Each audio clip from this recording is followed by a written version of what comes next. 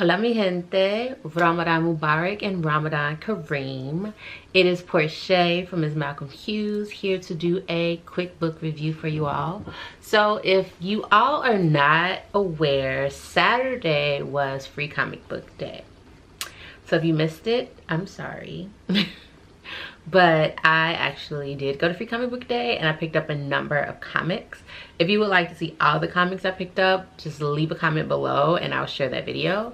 But I want to talk about one of them briefly because I thought, and I still think, that it is one that everyone should check out. So the comic I picked up is My Heroes Have Always Been Junkies by Ed Brubaker and Sean Phillips. Apparently these individuals have written these, I guess, thriller and criminal and crime type of like books.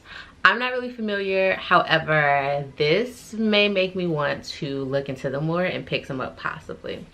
So what caught me about this is honestly the title. I'm really someone who is a fan of dark humor. So anytime that I feel as if humans are taking something that's edgy or controversial and kind of flipping it on its head, I'm already semi-invested. I'm already invested from the title. I open it up and the first thing you see is just this woman who's like on the beach and some guy is walking up with his dog and he's trying to make conversation and she is just saying things that are so random and he's like, are you good? Sis, you okay? And then we get into this whole backstory and it's really this really cool adventure of a world that I don't think you're always in. So the main character ends up in a rehab facility, right? It's a wealthier one. I want to say it was like $3,500 a week to go there. Everyone is telling them, well, first off, it starts with this guy telling his story about how hard it was when he was junkie, how he was out here addicted to heroin, how he was doing just like these terrible things. He's telling this tale of how he was in like a crack house and a guy was like in there with a gun and he had killed everybody and he had to cover himself with a dead person's body and blood was gushing all over him so that he could survive or pretend that he was already deceased, right? It's this elaborate tale. And what I find so funny is that immediately our main character is like, excuse me while I roll my eyes. It's so funny. And she's yawning and she's like, excuse me while I roll my eyes, okay? This is her internal voice. And she's like, but this guy Todd is such a liar. I mean, all junkies are liars on some level, but Todd is lying about being a junkie. And it's just, I won't tell you what Todd's story actually is, but Todd's basically lying to his wife about something that he did, and instead of owning up to that, Todd is like, listen honey, I got a drug problem. And then there's a story about how they find out about it. And that really is just like the initial humor. I like the main character because throughout the entire process, she's really just snarky. And sure, her attitude is probably covering for something. Fine. And she's not really willing to acknowledge her deeper issues. Cool. But I didn't really dig into this with this title, looking for like healthy emotional behavior or deep psycho like analysis here. It's not what I was looking for. If you're saying my heroes have always been junkies, you have a story to tell and I want to hear it. And I'm also, if any of you have read my blog, the link is below, but I sometimes do music reviews. I'm a huge music fan, and one thing I find really cool that the authors did here is our protagonist is also a big fan of music. However, all the musicians or even just all the individuals that she can reference throughout history have all been addicted to some type of drug. And I find that so interesting because whenever you're talking about genius or anything along those lines, there's been an argument as of late of whether or not artists can create great art without being under the influence. I'm of the belief that they can, but there's another side to it that I won't get into right now. Well, I might get into it a little bit. I resent, and well, I detest and oppose the stance that artists must be under a psychedelic or some type of, just like some type of substance in order to reach a higher level and create a different art. I personally resent that because I think that that encourages artists to partake in potentially life-threatening substances for the sake of art, and I just think it's a faulty argument. But another argument for another day. But she really idolizes them all, and she even talks about Van Gogh and how none of us can really see, like she talks about Starry Nights, and it's funny because I have a Starry Nights like print right up there so I could look at it when she was talking about it. But she was saying how none of us could see the colors the way that Van Gogh saw them because he was addicted to, she names the drug. And she does that for so many people. She references Billie Holiday a lot. Billie Holiday is a constant throughout here because her mother used to listen to that on vinyl, and that's really where her love for addicts came from, right? Watching her mother at different parties as a young girl when she was supposed to be in a different room, but she would sneak out and see the adults. And for her as a child, she kind of idealized it, right? She feels as if the way that they moved, and it was like magical and angelic and ethereal. And sure, as a child, it did probably seem that way, instead of zombie-esque or altered mental state. So she is chasing an ideal. Like, she even talks about how she has really no interest in like cleaning up her drug habit. She has no interest in it at all. She's only in rehab because her uncle has forced her to be there. Anyway, she understands that she's a toxic person. She doesn't think she has a drug problem. She thinks that that the world thinks she has a drug problem, and she thinks she's fine. So she feels as if the problem is the world and not her.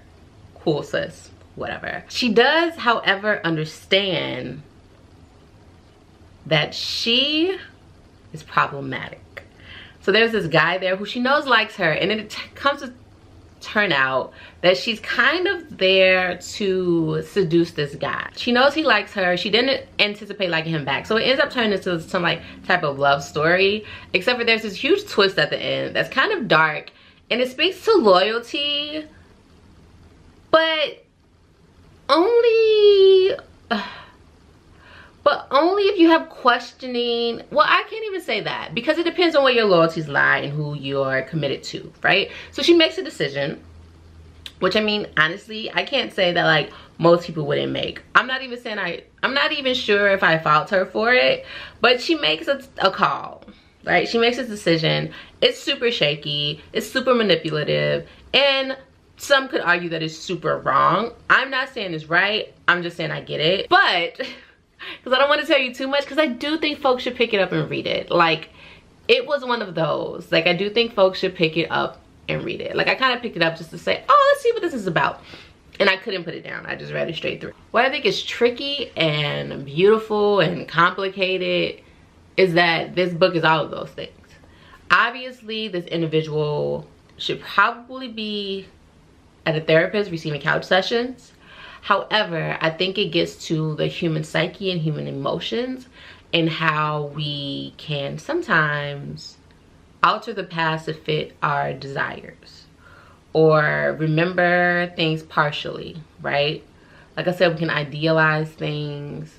You look back and you can like just look at things that were negative in a very positive way because that's kind of all you have. And also, if you go through enough negative experiences, you too can start to view pain as a form of love. Right or wrong, right? That's how you know, and it's comfortable and it's familiar. So I think that this book hits on very deep levels of humans, but also doing it in a way that is funny.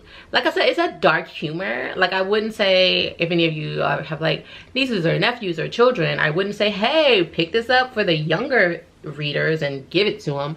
I would not say that by any stretch of the imagination. But I do think it's worth a read. If you're into dark comedy, if you, like I,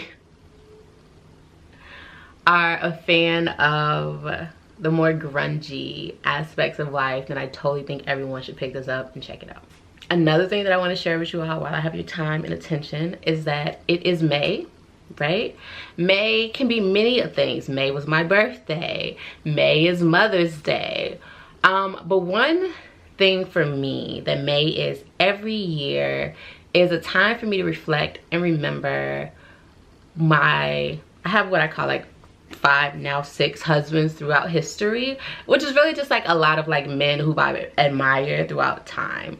But my #1 husband is none other than El Hajj Malik El Shabazz, known to most as Malcolm X. And May 19th, 1925 is his born day, but May 19th is his birthday. And I honor it and reflect on his impact, his ideologies, and just his like stance as a human, as a man, as a Black person in America.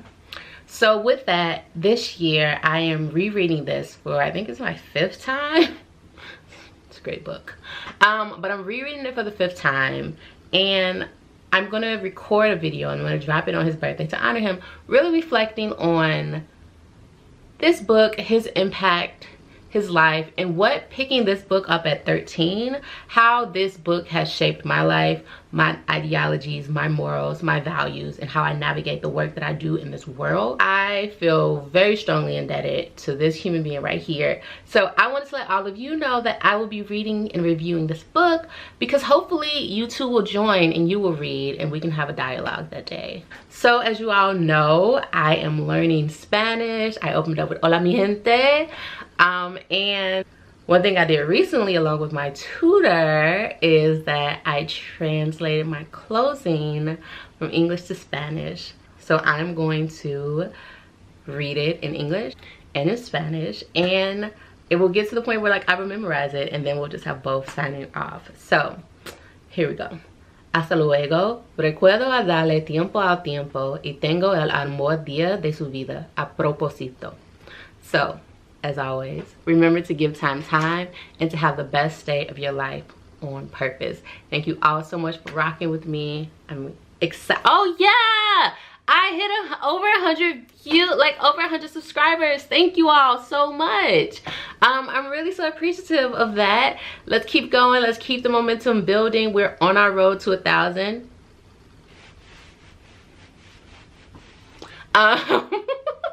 We're on the road to 1,000. I'm so excited. So thank you all so much. And that happened like during the book giveaway time, and it was a great birthday present. So now I think we're at 109 or 110. So let's keep going. Thank you all so much for that. As always, I appreciate you. I'm excited for what we're doing here. I love books and I love y'all. Peace.